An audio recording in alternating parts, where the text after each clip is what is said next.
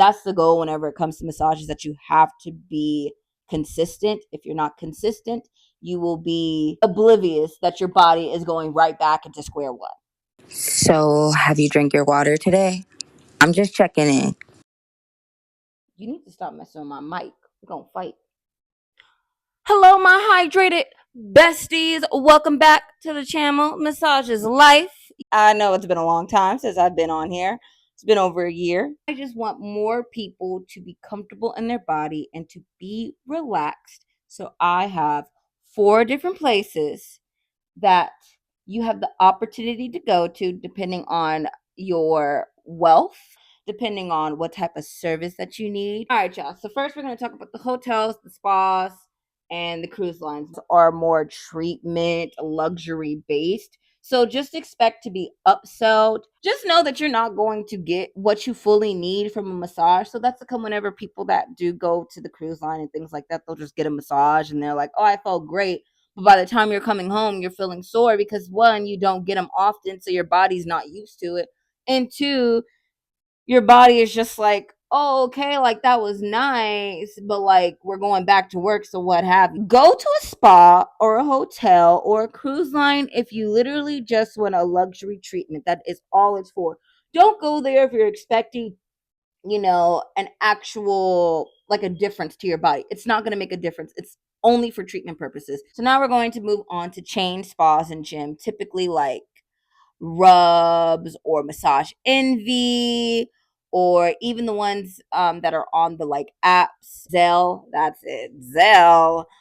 If you've had those are pretty good, especially if you're don't have the money to really be spending at a luxury spa, or you haven't found an actual therapist that you can actually trust. You just want a massage, something to get you nice and comfortable, sometimes even short notice. If you want to go the chain route, that's perfect for you. It's worth it. The downfall of it is therapists is own like seeing so many different people that they have to upsell people because they're not being paid a proper wage. And that's typically what happens with a lot of these things, like with a lot of like hotels and chains and gyms, things like that, is that they're not getting paid properly. And what you're not getting paid properly, unfortunately, a massage therapist is doing their absolute best job, but they tend to get burnt out very quickly. So most times you probably won't see that therapist after like a year or two. Thirdly, the one that I wanted to talk about is chiropractors. Oh, I've done pretty much every single one of these jobs, so I know all these establishments very well. You can have a really good chiropractor that does their best at their job, or you can have a chiropractor that's really in there for the money. Massage therapists are getting ran through the ringer, so they typically get burnt out. So you probably won't see that therapist in the next couple of months to a year. Or if they are a really good chiropractor job, you can see them and they will be there for a long time. It all just depends on, just like with any company, if the company is good, you're going to stay. If the company is trash, don't expect them to stay. Who is the last massage establishment? My absolute favorite, independence, because that's all a massage therapist is an independent worker. We are contractors. That's all we are. We literally sign contracts and be told that we are supposed to do a certain thing and a certain guideline in order to stay in this establishment. And whenever we have our own establishment, we do our own thing. So any pretty much the prices could range between $60 to $500 depending on the type of treatment that you're getting. The best advice that I can give to anybody that is going the independent route, finding a massage therapist, is make sure you build rapport with that therapist, because one is going to help you in the long run, especially when it comes to being able to talk about what's going on with your body, because the better that you understand your body yourself, the better that your massage therapist can understand your body.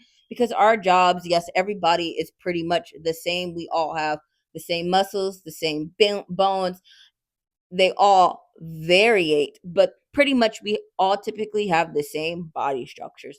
With that being said, it since our bodies can range so much, there could be so many different things. And if you don't communicate with your therapist, especially, you know, with any establishment that you go to, you are going to have a bad time with your massage. Communicate with your massage therapist. It doesn't matter what establishment you go to. Please communicate with them in whatever that you need to, one, keep yourself safe and keep your therapist safe, because if there's anything that arises, our jobs as massage therapists is to be professional and make sure that you're taken care of in the best way possible. And unfortunately, there are people that are out here that are not skilled, and you know, that's why we have those differences in being called a massage therapist and being called a masseuse. And I do want to have a full conversation, a full video topic of, why masseuse turned into the word that it is now, because masseuse is just a woman that massages.